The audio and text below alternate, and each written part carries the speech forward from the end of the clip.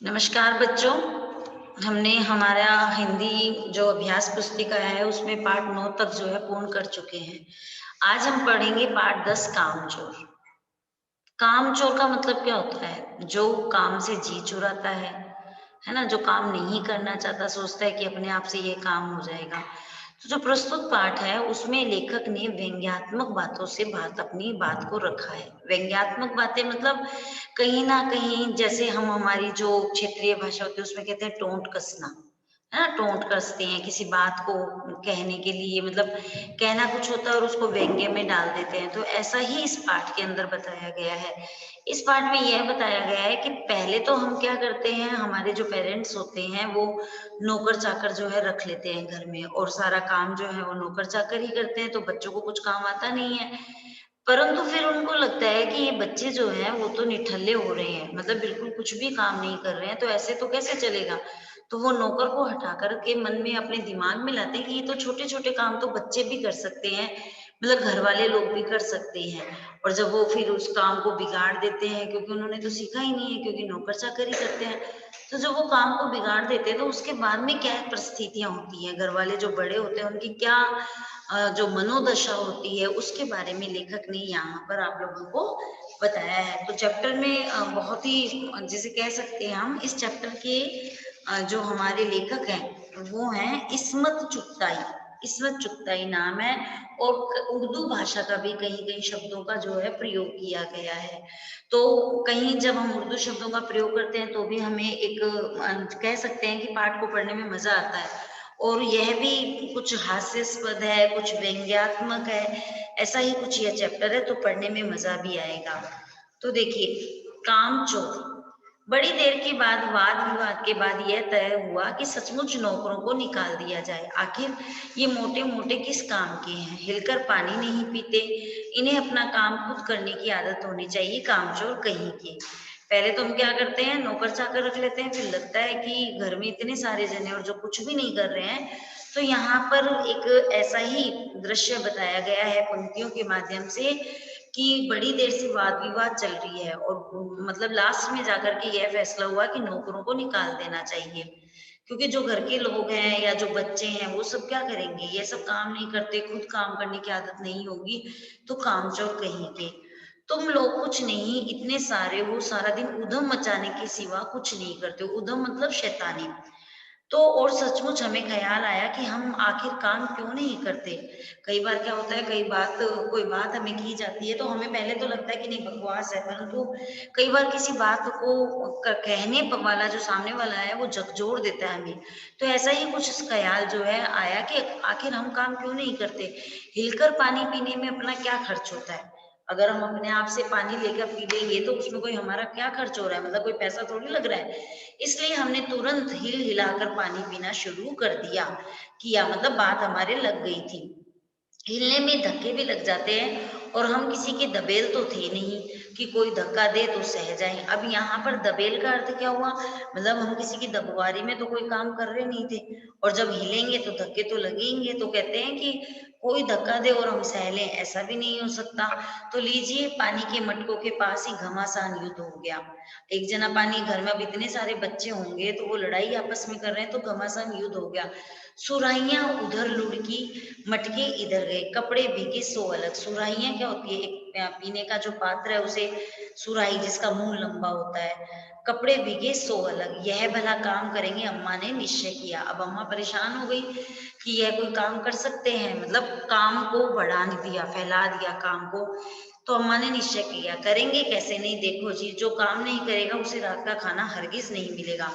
अब माताजी जो है, अम्मा जी, वो तो हिटलर प्रवृत्ति में आ चुकी थी, है ना? कहती है कि करेंगे कैसे? नहीं, देखते हैं। अब कई बार हमारे घर में भी होता है ना, मम्मी ज़्यादा गुस्सा होती है, तो कहती है ये इस पढ़ाई को कंप्लीट करो नहीं तो खाना नहीं मिलेगा, है ना? तो उसने भी यही कहा कि रात का खाना हरगिज़ नहीं मिलेगा, समझे? यह लीजिए, बिल्कुल शाही फरमान जारी हो रहे हैं। शाही फरमान मतलब घर की अम्मा ने जब कह दिया तो वो शाही फरमान हो गया, राजाओं महाराजाओं के द्वारा जो कहा जाता है। हम काम करने को तैयार है, काम बताया जाए, हमने दुहाई दी। अब जब शाही फरमान, यहाँ पे देखिए व्यंग्य है, शाही फरमान, दुहाई देना। जब शाही फरमान आ गया तो वो कहते हैं कि हम काम करने को तैयार है, काम बताएं जाए। हमने दुहाई दी, हमने ये दुहाई दी, अगर हम दुहाई नहीं देते तो हमें तो खाना ही नहीं मिलता। बहुत से काम है जो तुम कर सकते हो। मिसाल के लिए मतलब वो बताती है कि यह दरी कितनी मैली हो रही है। दरी एक बिछाने का, बैठने का जो साधन होता है, आंगन में कितना कूड़ा पड़ा है, पेड़ों में पानी देना है, और भाई मुफ्त तो यह काम करवाए नहीं जाएंगे, तुम सबको तनख्वाह भी मिलेगी। अब यहाँ पर एक लालच भी दे दिया कि जब तुम कोई काम करोगे तो तुम्हें पैसे भी देंगे। जैसे नौकर को क्या होता है, हम काम करवाते हैं तो उनको तनख्वाह मिलती है ना। तो अब्बा मियाँ ने कुछ काम बताए। अब अब्बा मियाँ जो हैं, अब्बा मियाँ कौन है, घर के एक मेंबर है। उन और दूसरे कामों का हवाला भी दिया। पहले तो कुछ काम बता दिए, फिर दूसरे कामों के बारे में भी बताया। मालिक को तनख्वाह मिलती है अगर सब बच्चे मिलकर पानी डाले तो। ए हे, खुदा के लिए नहीं, घर में बाढ़ आ जाएगी। अम्मा ने याचना की। अब अम्मा तो डर चुकी थी कि अगर बच्चे सारे घर के पानी देंगे तो घर में तो बाढ़ आनी ही आनी है। घर में बाढ़ आने का मतलब पूरा घर गंदा हो जाएगा, पानी का फैलाव हो जाएगा। तो अम्मा ने ऐसी कोई क्षमा याचना की, है ना। फिर भी तनख्वाह के सपने देखते हुए हम लोग काम पर तुल गए मतलब लग गए। एक दिन फर्शी दरी पर बहुत से बच्चे जुट गए और चारों ओर कोने से पकड़कर झटकना शुरू किया। फर्शी दरी, जो दरी फर्श पर बिछी हुई थी, वहां जो है बहुत सारे बच्चे अब तनख्वाह, दिमाग में उनके पैसे लग चल रहे थे, तनख्वाह चल रही थी कि हमें कुछ ना कुछ मिलेगा। तो चारों कोने पकड़कर झटकना शुरू कर दिया। झटकना मतलब उसको झाड़ना शुरू कर दिया। दो चार ने लकड़ियां लेकर धुआंधार पिटाई शुरू कर दी। अब दो दो चार जने जो थे ज्यादा होशियार बन रहे थे, तो उन्होंने क्या किया, लकड़ी ली और उस दरी की धुआंधार, मतलब ना आप देखा ना ताव देखा, और धुआंधार उसकी पिटाई शुरू कर दी। सारा घर धूल से अट गया। अब इस तरीके से जब मैदान में युद्ध करने के लिए आएंगे तो क्या होगा, ऐसा कुछ ही होने वाला था। तो सारा जो घर था वो धूल से अट गया, मतलब मिट्टी से, उस मिट्टी मिट्टी पूरे घर में हो गई। खांसते खांसते सब बेदम हो गए। बेदम मतलब ऐसे लग रहा था जैसे कोई सांस ही नहीं आ रही है। बेदम यहाँ पर उर्दू शब्द का प्रयोग किया गया है, और बे जो है उपसर्ग का प्रयोग किया गया है। सारी धूल जो दरी पर थी, जो फर्श पर थी, सबके सिरों पर जम गई, नाकों और आंखों में घुस गई। बुरा हाल हो गया सबका। हम लोगों को तुरंत आंगन में निकाला गया। वहां हम लोगों ने फौरन झाड़ू देने का फैसला किया। दरी का जो काम है वो तो हमने कर ही दिया था, और हमारी क्या हालत हो रही थी वो आप लोगों को दिख ही रही है। अब हमने झाड़ू देने का फैसला किया कि चलो, अगर दरी को झड़काया है तो हो सकता है कि मिट्टी ज्यादा आ गई है ना। तो क्या किया कि झाड़ू देने का फैसला किया। झाड़ू क्योंकि एक थी और तनख्वाह लेने वाले उम्मीदवार बहुत थे। अब घर में इतने सारे बच्चे थे, झाड़ू तो एक ही थी, और सबके दिमाग में ये था कि हमारे अब्बू मियाँ जो है उन्होंने कहा है कि तनख्वाह भी देंगे। तो बहुत सारे उम्मीदवार थे, इसलिए क्षण भर में झाड़ू के पुर्जे उड़ गए। पुर्जे उड़ना मतलब कि झाड़ू की जो है सारे तिनके इधर उधर हो गए। जितनी सींके, सींके मतलब क्या होता है, जो सींक की झाड़ू होती है ना, एक होती है फूल झाड़ू और एक होती है सींक की झाड़ू, है ना। सींके जिसके हाथ पड़ी हुए उनसे ही उल्टे सीधे हाथ मारने लगा। अम्मा ने सिर पीट लिया, भाई ये बुजुर्ग काम करने दे तो इंसान काम करे। जब जरा जरा सी बात पर टोकने लगे तो बस हो चुका काम। अब लगने लगा कि अब अगर हमें काम करने देंगे तो हमें तनख्वाह भी मिलेगी। असल में झाड़ू देने से पहले जरा सा पानी छिड़क लेना चाहिए। बस यह ख्याल आते ही तुरंत दरी पर पानी छिड़का गया। अम्मा ने तो इसलिए कहा था कि मिट्टी ना उड़ेगी अगर थोड़ा पानी छिड़क लेंगे। अब क्या था, इतना ख्याल आते ही तुरंत दरी पर पानी छिड़का गया। एक तो वैसे ही धूल से अटी हुई थी, धूल में भरी हुई थी, और पानी पड़ते ही सारी धूल जो है वो कीचड़ बन गई। अब सब आंगन से भी निकाले गए। तय हुआ कि पेड़ों को पानी दिया जाए। बस सारे घर की बाल्टियां, लोटे, तसले, भगोने, पतीलियां लूट ली गई। ये सब क्या है, घर के जो पात्र होते हैं ना, बर्तन जो होते हैं उन्हें कहते हैं। तो सबने क्या किया, पेड़ों को, यह तय हो गया, अब इतना काम तो हो चुका था, अब यह तय हो गया कि पेड़ों को पानी दिया जाए। अब पेड़ों को पानी देने के लिए सबने क्या किया, सारे घर की तो बाल्टियां ले ली, लोटे ले लिए, तसले ले लिए, भगोने ले लिए, पतीलियां ले ली, सब लूट ली गई। कि वो सोचे मैं ले लेता हूँ पहले, वो सोचे मैं ले लेता हूँ। जिसके हाथ में लगी सबने कुछ ना कुछ ले लिया। और जिन्हें कुछ भी चीजें नहीं मिली उन्होंने क्या किया, वे डोंगे, कटोरे और गिलास लेकर ही भाग भाग लिए थे। अब सब लोग नल पर टूट पड़े। यहाँ भी वह घमासान मची कि क्या मजाल जो एक बूंद पानी किसी के बर्तन में आ सके। ठूसम ठास का मतलब क्या हुआ यहाँ पे, एक दूसरे को धक्का देना, एक वो सोचे मैं पहले ले लूं, क्योंकि सबके दिमाग में क्या थी, तनख्वाह के दिमाग में थी, किसी बाल्टी पर पतीला और पतीले पर लोटा और भगोने और ढोंगे।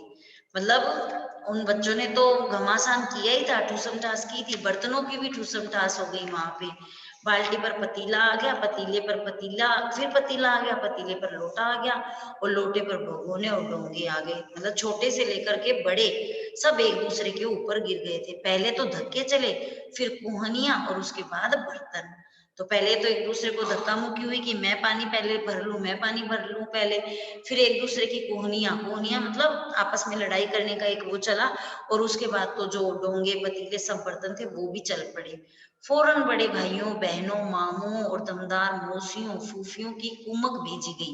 कुमक मतलब पूरी सेना भेज दी गई। अब घर के जो बड़े थे, मामू थे, दमदार जो मौसियां थी, फूफियां मतलब बुआएं थी, सबकी एक टोली को भेजा। फौज मैदान में हथियार फेंक कर पीठ दिखा गई।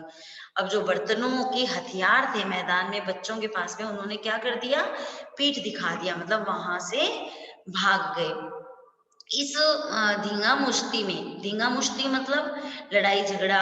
और जैसे कई बार अपन घर में भी क्या होता है, छुट्टियों के अंदर सब इकट्ठे हो जाते हैं तो आपस में धींगा मस्ती करते हैं, मतलब मस्ती करते हैं।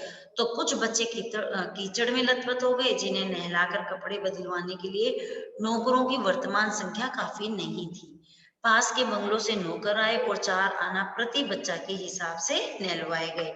अब इतनी हालत खराब हो गई थी कि नौकर, जो घर के नौकर वर्तमान संख्या में थी, नौकरों की संख्या वो काफी नहीं थी, तो पास के बंगलों से भी नौकर बुलाए और 4 आना प्रति बच्चा के हिसाब से नहलवाए गए।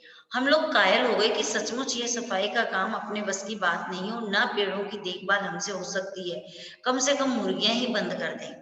अब इतना कुछ तो वहां पर इन्होंने कर ही दिया था। अब दिमाग में आया कि वास्तव में ये सफाई का काम तो हमारे बस की बात नहीं है, पेड़ों की देखभाल भी हमसे हो नहीं सकती है, तो कम से कम मुर्गियां ही बंद कर दें। बस अब क्या था, उनके दिमाग में मुर्गियों की बात आई। शाम ही से जो बांस छड़ी हाथ पड़ी, लेकिन मुर्गियां हाँकने लगी। अब जो भी बांस जो भी छड़ी हाथ में आई, उनसे मुर्गियां हाँकने लगे, चल दड़बे दड़बे। पर दड़बे दड़बे यहाँ पे क्या आया, जैसे हम घोड़े को भगाते ना दड़ब दड़ब, वैसे ही दड़बे दड़बे। पर साहब मुर्गियों को भी किसी ने हमारे विरुद्ध भड़का रखा था। ऊंट पटांग इधर उधर कूदने लगी। 2 मुर्गियां खीर के प्यालों से, जिन पर आया चांदी के वर्क लगा रही थी, दौड़ती फड़फड़ाती हुई निकल गई। अब मुर्गियों ने भी बच्चों का जो है साथ नहीं दिया।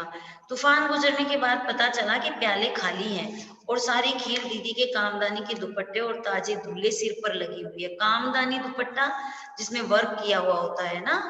तो एक बड़ा सा मुर्गा अम्मा के खुले हुए पानदान में, पानदान खुला हुआ पानदान, पहले के समय में क्या होता था, घर पर ही पान खाए जाते थे, कूद पड़ा और कत्थे चुन्ने में लुथड़े हुए पंजे लेकर, कत्थे चुन्ने में लुथड़े मतलब लिपटे हुए जो पंजे लेकर नानी अम्मा की सफेद दूध जैसी चादर पर छापे मारता हुआ निकल गया।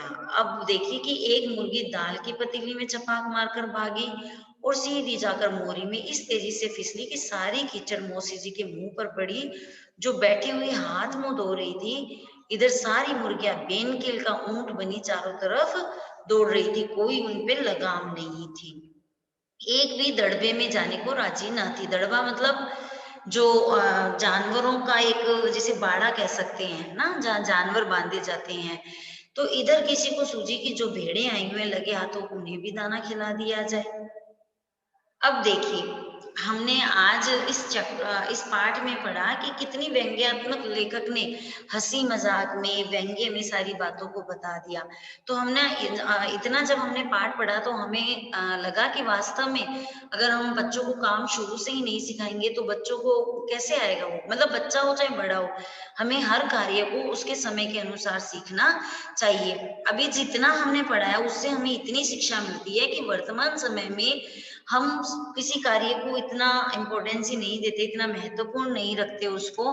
फिर बाद में जब हम बड़े होते तो हमारे दिमाग में ये बातें आती है कि हमें ये काम करना चाहिए। घर वालों को भी लगता है कि हमारी कमी है कि हमने ये काम जो है बच्चों से नहीं करवाया, तो वो फिर बाद में कोशिश करते हैं। और जब पेड़ पर फल पूरे पक चुके होते हैं तो उसका मीठा या खट्टा होना हमारे बस की बात नहीं है। तो बच्चे को तो बचपन से ही मतलब सिखाना चाहिए। तो जितना हमने पढ़ा, जैसे कि हमने पढ़ा घर में सफाई का पढ़ा, दरी का उदाहरण लिया, हमने पार जो बगीचा है उसमें पानी देने का उदाहरण लिया, फिर हमने मुर्गियों का उदाहरण लिया। तो इतना आज हमने पढ़ा।